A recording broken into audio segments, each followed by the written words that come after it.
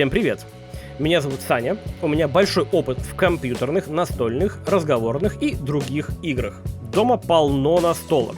Так уж получилось, что в свое время у меня был и первый разряд по шахматам, и последний разряд меня ударил током, когда я плохо стойку микрофонную заземлил в домашних условиях. В детстве удалось выиграть в CS 1.6 против уже тогда не просто ребят, а друзей 400 КГ, удерживая высокую планку в Battle.net со своими дуэлями по Frozen Throne, ну и в лоле до Даймонда добраться, находясь на парах в университете. Ну а позже топ-500 в овере взять, натягивая, ну вы поняли, тетиву золотого лука, конечно, от которого я до сих пор плачу, ведь близы, оказывается, умеют расстраивать. Ну а теперь, прыгая от проекта к проекту в поисках возможности соединить плюс с плюсом, хотя вокруг куча минусов, доната и автоаима для консолей, жду MMORPG или очередной приятный шутер. Поймите правильно, киберспорт для меня остался еще в том самом видео, где всем вокруг хорошо и тебе в целом неплохо по эту сторону монитора. Но удовольствие, которое мы получали от игр, никуда не делось. Скорее, требования к качеству продуктов выросли. С возрастом изменился подход к некоторым вещам, а время говорит тебе, что оно как бы есть и довольно быстро заканчивается. Как писал Шекспир, время идет для разных лиц различно. Помните эту самую фразу «игры убивают время»?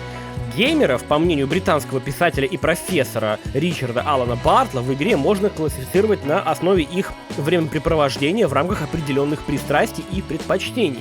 Несмотря на то, что по сегментации Алана Бартла в играх я отношусь, скорее всего, к психотипу киллерс, превосходство над другими игроками, доминирование, властвование, победа любой ценой, все это крайне сложно достижимо без психотипа эксплорер. Но если большая часть таких людей изучают игровой мир и раскрывают его тайны, то моя цель — докопаться до каждой игровой механики, выучить их и комбинировать друг с другом с целью достижения максимального профита и, конечно же, победы. Ну, то есть для реализации предыдущего психотипа. А еще я могу отнести себя к гедонистам, которые хотят получить быстрое удовольствие от игры, не отдавать огромную кучу времени на изучение и тестирование, тем не менее сделать определенные выводы на фоне большого количества побед, фрагов, выигранных макрофайтов, комментариях оппонентов во время и после игры, достигнутых рангов, результатов матча, огромных таблиц, где можно проанализировать подробно все, что разработчик туда вставил, и других подобных вещей. Стоп. Выясняется, что я немного слукавил, когда сказал, что не отдаю должного количества времени на познание игры. Скорее все же наоборот. Все вышеперечисленное было бы невозможно, если бы я не окунался в игру целиком. На моем канале есть примеры некоторых видео по MMORPG New World или Bless Online, например, где я, кстати, подробно показываю вариант ротации прокастов на некоторых классах. Вот где тут должна быть сейчас подсказка. И игра только уже, жаль, канула в лету. Лайк, если знаешь эту игру не только как лаг на лаге, но и как баг на баге. Тем не менее, я ее очень любил. Так вот, на этом канале, если я буду говорить что-то об играх, то, скорее всего, я наиграл в них немало времени, вложил в них душу и покопался в их чреве. Ну и, конечно, эти игры мне должны нравиться, но не буду я играть в иное. Так что прямо сейчас, быстро, но шаг за шагом, я попытаюсь сравнить 3 игры друг с другом: Dead by Daylight, Evil Dead The Game и техасскую резню бензопилой. Мы не будем касаться сложных терминов или бюджетов студий, выделенных под эти игры. В данном видео я пытаюсь поделиться с вами исключительно своим мнением. И несмотря на то, что шутеры и MMORPG — это то, что мне гораздо ближе, сравнивать колду с Валорантом или батлой мы вряд ли будем, а про то, что сейчас творится в жанре MMORPG, я думаю, каждый уважающий себя квестоделец или вепреубивалец как минимум догадывается. Dead by Daylight, Evil Dead The Game и техасская резня бензопилой — это 3 популярные компьютерные игры, которые сумели себя зарекомендовать в игровом сообществе.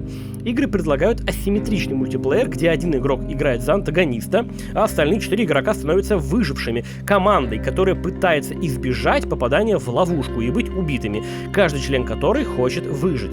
Когда я сделал запрос о сравнении этих игр у GPT-чата, я понял, что человеческий разум пока еще не до конца повержен. Раньше мне приходили мысли, что только я могу лить столько воды, а оказывается, у меня появился неплохой конкурент. Рассказываю об игровом опыте именно с участием такого железа.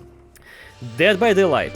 Игре 7 лет, максимум через костыли 120 кадров, простенькая графика и потеющее железо. Зачем что-то менять с годами, когда и так все работает? Поклонники игры охают и ахают от анимации появления нового убийцы в меню игры. Серьезно, я смотрел большое количество обзоров. Разнообразие технологических изменений с годами напоминает FIFA. А все от отсутствия прямой конкуренции. В целом, по сравнению с играми, которые сейчас выпускают, вполне играбельно. Более того, у игры есть свое комьюнити, да и я частенько в нее захожу, находясь в ожидании других проектов. По-моему, 1000 часов там есть точно. Командная игра хорошо вознаграждается. Против слаженной команды играть крайне непросто, и это мягко сказано. Сплоченный премейт на связи в каком-нибудь дискорде будет изощренно слепить, мансить, подставлять спины, фейковать, вплоть до того, что трое будут хоровод водить вокруг убийцы, пока четвертый безнаказанно заводит генераторы один за другим. Но в конце игры важнее количество нафармленных очков, на мой взгляд, а не факт того, что ты выжил. Паблик насыщен своими выдуманными законами и правилами. Преследовать на убийц одного выжившего, то есть туннелить, долго нельзя. После повеса на крюк, не дай бог бежать за ним снова, повесить его опять, и он сопротивляться не будет. Срежется с крюка, уйдет в ангар, испортив тем самым игру своей команде. А они его за это еще и поддержат, мол, виноват тот, кто туннелил, да, а не с крюка спиливался. А еще нельзя у крюка с повешенным стоять рядом, кемпить, так сказать. Хотя при таком раскладе выжившие легко выигрывают, если заводят гены и снимают даже с трейдов в последние секунды. Ну, как бы меняются местами, с крюка в поле, второй на крюк. Мое мнение вообще следующее. Разработчики сделали игру так, как они видят. 7 лет как-никак уже. Насытили ее механиками и возможностями определенными. Не пользоваться чем-то в игре, по моему мнению, странно. Так что все вопросы туда. Вообще, неоднократно встречаешь ситуации, где то игрок на маньяке стоит в АФК, либо игровыми визуальными намеками пытается донести до тебя, что ему тот или иной квест надо сделать, мол, помоги мне, пожалуйста. Пропадает сразу соревновательный дух, желание играть и наконтроливать, а это не только кооперативная игра, да? Это все-таки PvP. Да и предметы с аддонами, коих в целом немало, но все же просто сливаются в этой катке впустую. Ливеры и срезающиеся игроки на стороне выживших, боезгуны или новички, курочки, как мы их в последнее время называем, не особо спешащие на помощь, ну и тому подобное. Это все про Dead by Daylight. Дело в том, что это не та по сложности игра, чтобы в паблике, а именно про него мы сейчас говорим, проявлять настолько никакое мышление и не совершать очевидно полезных действий в отношении твоих тиммейтов. Да, не все игры такие, конечно же не все, иначе я бы в нее просто не играл. Когда я на мане, каждая вторая. А вот если сам с премейдами в пачке, может каждый пятый маньяк ерундой будет вот заниматься. Если вы думаете, что я вот такой вот плохой говорю такие вот вещи, а на самом деле делаю все очень круто, конечно же, это тоже не так. Я просто пытаюсь в своих играх, в которых играю, которым уделяю время, найти какие-то минусы, что ли, чтобы поделиться с вами. А на самом-то деле моя игра оставляет желать тоже лучшего. Индивидуальный скилл в Dead by Daylight с лихвой вознаграждает результатом матча или победой в макро на контроле. Половина перков, к сожалению, в этой игре просто не нужны. Или крайне слабые, и ситуативные. Несмотря на все это, игра популярна и уверенно занимает свою нишу. Хочется, конечно, других режимов, вряд ли они появятся. Ну и обновление графики. Это прям избитая тема. По этой игре куча обзоров, уверен, каждый найдет для себя что-то интересное. Даже если вам она не зашла с первого раза, дайте ей еще один шанс. Техасская резня бензопилой. Командная игра в этой игре не совсем очевидна на самом старте. Что-то ближе к кино или к реальности. Присутствует напряжение, есть естественное желание выжить. Очень хорошо разбавляет жанр игр с асимметричным балансом. Дает новый игровой опыт, а с порога предлагает большой выбор механик и перков. Явных минусов я пока не вижу. Для старта игра выглядит довольно интересной и необычной. И с точки зрения контента, и с точки зрения оптимизации картинки. Ждем, безусловно, новые карты. Это прям всегда нужно. Игра предлагает хороший спектр настроек графики, значимо влияющих на изображение и количество кадров. Кадры сильно прыгают, но имеют высокое значение, 100+ в моем случае. Понятно, что в зависимости от железа, но вкупе с приятной графикой и детализацией мы получаем довольно сочную картинку, что положительно сказывается на погружении. На мощном железе и ультра настройках порог в 150 кадров на 2К мониторе преодолевается часто, а это очень хорошо. Скажу честно, Я люблю в играх разнообразие механик. Погружаясь в прокачку он их в этой игре, я увидел то разнообразие возможностей, которого на первый взгляд не уловил. В отличие от Evil Dead The Game или Dead by Daylight, Техасская резня предлагает более сложный порог вхождения для нового игрока. Особенно это касается игроков, играющих на выживших, ну или на подростках, если так удобнее. Одно дело знать, куда бежать к выходу, как убегать или догонять, атаковать, если вы играете вот за представителей дикой семейки, или уклоняться от атак. Другое — сделать комбинированные перки изначально в меню, да, еще, прокачанные со временем у своего персонажа, и комбинировать их с сильной стороной других своих тиммейтов. Это касается как игры за выживших, так и за представителей дикой семейки. Ну, банально, собирать кровь для того, чтобы накормить дедулю, может, например, тот семьянин, который вкачал себе сбор этой самой крови, скорость, ее количество и так далее. И нет смысла опустошать эти места другим убийцам. Или брать перк на просветку мультитулов для взлома дверей всем выжившим. Это не самая перспективная мысль. Ведь есть много других перков, позволяющих убегать от погони, завязанных на расходе энергии, или оглушение убийц ударами со спины или дверью, например, да? Потенциал для реализации большой, и это интересно. Также нужно выучить карту, что где надо нажать, выкрутить, вкрутить, вставить, завести или сломать, чтобы активировать или наоборот выключить тот или иной предмет интереса. Где что можно открыть, сколько времени на это потребуется, тут уже и перки помогут, и команда, отвлекающая семейку. Так что в игре придется разобраться, что в целом и неплохо. Но новичка может оттолкнуть. Играя на подростках, они же выжившие, будьте готовы отъезжать раз за разом, не зная, куда бежать и что где активировать для выхода. А на дикой семейке будет попроще, с одной стороны. Но где-то с другой стороны вашего ранчо, подвое будут каждую игру убегать подростки через какие-то выходы, пока вы их не выучите и не будете их контролировать. Еще раз подчеркну, для старта этого проекта выглядит очень неплохо и динамично. Могу рекомендовать, ибо погружение крутое, потенциал возможностей прекрасный, да и глубина механик в целом радует на том этапе, на котором игра находится сейчас. Evil Dead The Game.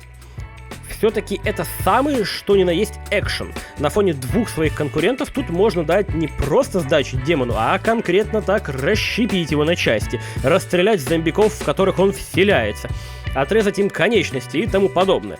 Так что игра воспринимается, конечно, по-другому. Уверен, поклонникам такого экшона игра вполне зайдет. В соло играть практически нереально.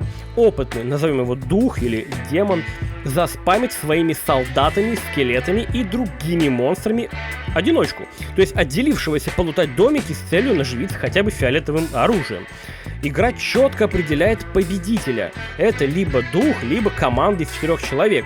Против опытной команды играть тоже довольно тяжело. Есть некоторые несложные фишки, выполняя которые демону будет крайне сложно. Например, если сбрасывать огнестрел на землю, ну, играя на выжившем, да, если шкала страха этого игрока стала красной, и потенциально дух может вселиться в него, взяв под контроль его тушку. И тогда под контролем Олнова будет персонаж, но уже без оружия в руках. В целом важно быстро реагировать на действия и перемещение демона. Все-таки у выживших куча разного оружия, ближнего и дальнего боя. Поиграв больше, понимаешь, что геймплей гораздо глубже, чем кажется. Например, оставшись где-то в доме один на один с жирным скелетом, в которого вселился антагонист, вам помогут прыжки в окна, а тот пусть оббегает весь дом. В этот момент, естественно, 3 других твоих тиммейта занимаются полезными вещами для завершения игры в свою пользу. Игра не особо изменилась за последние 1,5 года, просадки кадров или пролаги есть даже на мощном железе. В целом это не особо мешает играть, но создает некий дискомфорт. Игра требовательная, хотя не могу сказать, что картинка радует настолько, чтобы стремиться обновлять железо. То, что кадров больше 100 есть, и как бы хорошо. Не самое удобное управление на ПК, видно, что консоль с точки зрения разработчиков в приоритете, и это немного раздражает. Далеко не первый проект, в котором прямо все говорит о том, что целевая аудитория — это консольщики. В целом, привыкаешь, конечно, ну, дело такое. Я, как любитель прокачки различных окошек в играх, знаете, любого типа, каждая из которых механически изменяет мое поведение в игре, уважаю такие проекты. Очень уж нравится находить свои любимые билды, создавать связки перков и кооперироваться с тиммейтами для реализации различных геймплейных задач и получать удовольствие от итогового импакта от всего этого. А в Evil Dead The Game есть прокачка, причем не маленькая. Есть вариации билдов как минимум по 3 на любого выжившего и столько же на каждого типа демона. А чего только стоит брать под контроль игроков. Понятно, что поклонникам этой вселенной игра точно зайдет, но я, не относя себя к онным, провел немало десятков часов, разваливая орды мощных скелетонов, разрубая топором или расстреливая из своего любимого арбалета монстров под управлением игрока, играющего на духе. И поверьте, это нереальный кайф. Как и игра на демоне, тут и выстраивание билдов в меню через обычных солдат или элитных, имеющих свои крутые удары. А может быть, вкачаемся в босса? Это отдельная история. Экшен, шутер и где-то, может, даже слэшер. Довольно динамичная и сочная похлебка из мясива, стрельбы, резни, в том числе и бензопилой, добавку которой хочется. Сразу скажу, что время не стоит на месте, и уже к написанию этого сценария в ДБД, например, добавили возможность выставить ограничение в 120 кадров в меню. Спустя 7 лет все-таки добавили. А техасская резня, очевидно проигрывающая двум другим проектам по количеству механик взаимодействия, персонажей друг с другом и окружением, все же она тут самая молодая. Еще месяца не прошло, ну, может быть, 2 с ее стартом. Умудряется удерживать погружением благодаря графике и определенному напряжению. В скором времени должна будет выйти еще одна игра, еще один проект в таком же жанре по фильму моего детства.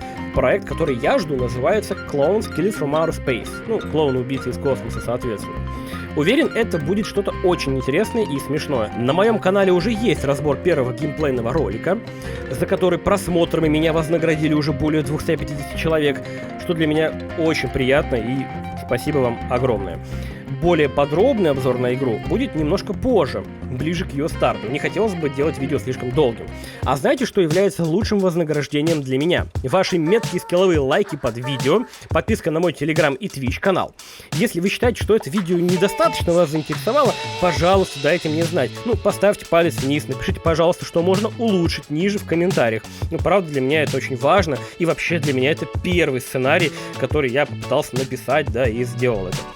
Очень хочу знать, насколько такой контент интересен. Ну а если вам интересно подробнее узнать о каждом психотипе геймера по Ричарду Аллану Бартлу, я готов сделать на эту тему отдельное подробное видео. Цель набрать 100 лайков под этим. И вы узнаете немножко больше про игры, психологию и себя самого. С вами был Саня. Мой второй ник — Fastep. Принимай решения быстро и шаг за шагом, и ты обязательно достигнешь своей цели. Спасибо.